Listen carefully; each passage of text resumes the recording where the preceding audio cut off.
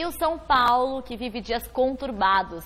Cerca de um ano após aquela famosa invasão no CCT da Barra Funda, que teve agressões e até furtos de objetos, nessa quarta a torcida organizada voltou a ter uma reunião com os jogadores. Acompanhe agora na reportagem de Adriano Dolfi.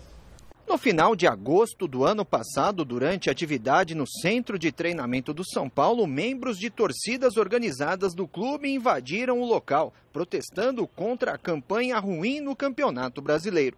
Alguns jogadores chegaram a ser agredidos e materiais de propriedade do São Paulo foram furtados. Quase um ano depois do ocorrido, a situação do São Paulo no Campeonato Brasileiro volta a preocupar a torcida.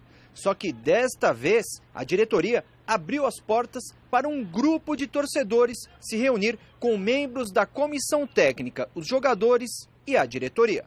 Cerca de 25 membros de torcidas organizadas, sócios torcedores, donos de cativas e torcedores comuns participaram do encontro que durou cerca de 1h30. O presidente do clube, Leco, e Raí, integrante do conselho de administração, foram as vozes da diretoria. Os líderes do elenco na reunião foram Hernanes e Lugano. Dorival Júnior também pediu a palavra para citar o que representa o São Paulo no cenário do futebol brasileiro. As primeiras informações de pessoas presentes no encontro são de que não houve cobranças ou intimidações, e sim um movimento de encorajamento para o elenco sair da penúltima colocação no Campeonato Brasileiro. Agora há pouco, a equipe realizou mais um treinamento, pensando no duelo de domingo contra o Vitória, fora de casa. O zagueiro Arboleda retorna ao time titular. Jusilei e Edmar estão suspensos e ficam de fora. Gomes e Júnior Tavares podem ganhar uma nova oportunidade. Eu não consigo, eu desaprovo isso. Acho que não tem absolutamente nada a ver. Não consigo ver em que ponto esse tipo de reunião pode ajudar o time do São Paulo. E isso cria até uma sensação de segurança. Vai falar assim, mas não houve nenhuma cobrança, não houve nenhuma intimidação, mas tem um histórico. E na última invasão teve agressão, Michel Bastos saiu de São Paulo depois justamente por causa disso. Teve agressão, teve furto de materiais esportivos. Enfim, não, mas a questão é, por que aceitou? Por medo, por covardia, ou talvez até mesmo para intimidar os jogadores do clube. O clube, no meu entender, ele tem que garantir a privacidade dos seus profissionais. Então, esse tipo de comportamento vai agregar o quê? O torcedor vai falar assim, estamos dando apoio. Isso é o que se espera. Compra o ingresso, vai para o estádio e canta o nome do time. Simples assim. Apoio tem tido. 40 mil torcedores no estádio, 50 mil torcedores no estádio. O ingresso está barato. Ok, mas a torcida tem comparecido. O torcedor fica na arquibancada. Lá dentro não é um time de várzea, não é um time da comunidade, é um clube, é uma empresa. Lá são profissionais que estão lá. E os profissionais devem resposta apenas aos seus superiores. Técnico, e o técnico ao diretor de futebol, e o diretor de futebol ao presidente, e lá eles resolvem. Ganhar ou perder faz parte do jogo. Agora, eu não consigo entender que tipo de lucro, que tipo de ganho o time pode ter, os jogadores podem ter com essa reunião. Eu, sinceramente, não vejo, a não ser a política da boa vizinhança ou medo. É a única coisa que eu vejo, Flávio. Você não leva em consideração que eles faltaram no trabalho para ir lá? Não, isso já nem entra em questão. Como? Um monte de gente lá.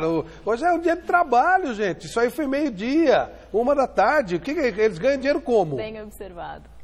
Que negócio, como é que é isso aí? Todas as pessoas que eu conheço de bem, ou estão desempregadas, que aí é uma tristeza, estão procurando trabalho, ou estão trabalhando. Quem não ganha dinheiro trabalhando, ganha dinheiro como? Qual é o esquema? Como é que esses caras vivem?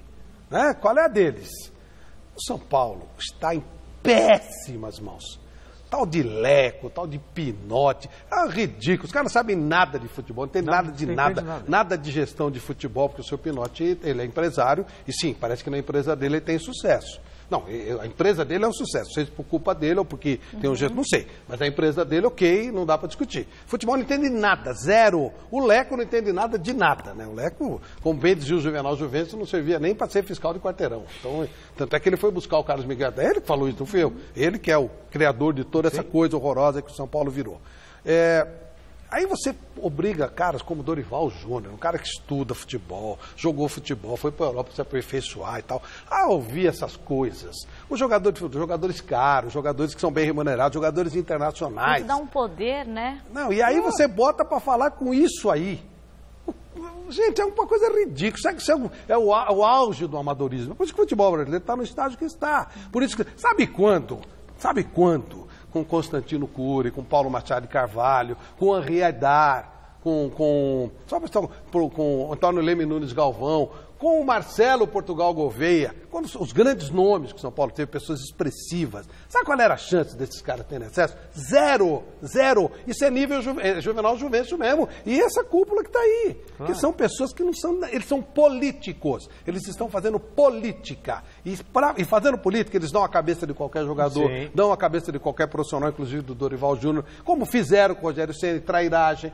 Não tem problema nenhum de fazer trairagem, porque eles são políticos, eles querem se garantir. Isso é ridículo. O que esses caras podem falar para jogador de futebol? Isso, que pode mudar a situação do São Paulo, né? Que possa mudar esse estado de coisas. Olha, se eles tivessem algum trabalho, os jogadores poderiam influir no trabalho do cara. O cara, por exemplo, eu sou, sei lá, sapateiro. Eu sou vendedor. O jogador de futebol pode ir lá na empresa do cara e falar, você tem que mexer o sapato assim, você tem que vender desse jeito. Claro que não, cada um... escola de samba, quando a escola cai, agora, é rebaixada. Mas eles não têm profissão. Então, quer dizer, eles estão lá para serviço, para o geral, para servir essa cúpula incompetente do São Paulo. É ridículo. Mas essa é a receita para ser rebaixado. O Inter também fez isso ano passado, o Corinthians, quando caiu, fez isso, o Palmeiras também. É a receita para o rebaixamento. Ou seja, os caras do São Paulo, esses cartolas do São Paulo, esse resto de Juvenal Juvencio, que infelizmente tomou conta do São Paulo, na situação e na oposição, porque não tem pra onde correr também, né? Porque quando o Juvenal deu aquele golpe na história do São Paulo, de terceiro mandato, só 7 votaram contra. E aí o São Paulo caiu em desgraça total. Quando o Marcelo Portugal Gouveia morreu, infelizmente acabou o São Paulo. Porque ficou o Juvenal Juvencio com um cara que, né, que já morreu, não vou ficar falando. Exemplo de gestão, de estrutura e tudo mais. Isso, mas aí quando caiu na mão de Juvenal Juvencio, aí virou isso aí. E esses caras são todos da cúpula, porque todas as inteligências foram banidas. Você não quer alguém competente, você quer um cara que não te incomode, que era o que o Juvenal fazia. Ele se juntou de medíocres. E aí sobrou isso. Então o São Paulo está fazendo tudo para cair. A única sorte que o São Paulo tem é que ele pode eventualmente não cair, porque tem 12 times horrorosos no Campeonato Brasileiro. Então ele pode dar sorte de na 38ª rodada ele não ser um dos 4 piores, ser um 5º pior. Mas ele já está 11 ou 12 rodadas lá embaixo. Lá embaixo. E há cada vez rodadas em 19º lugar. Ele está caprichando. Tem muita porcaria. Tem muito tipo de time dirigido como o São Paulo, nesse momento. Tem muito time ruim, tem muito time que não tem dinheiro, está cheio. Então o São Paulo pode dar sorte dos outros serem piores, porque ele não tem capacidade para se livrar, não com esse tipo de coisa. Não com esse tipo de gente, não tem a menor condição. É terrível.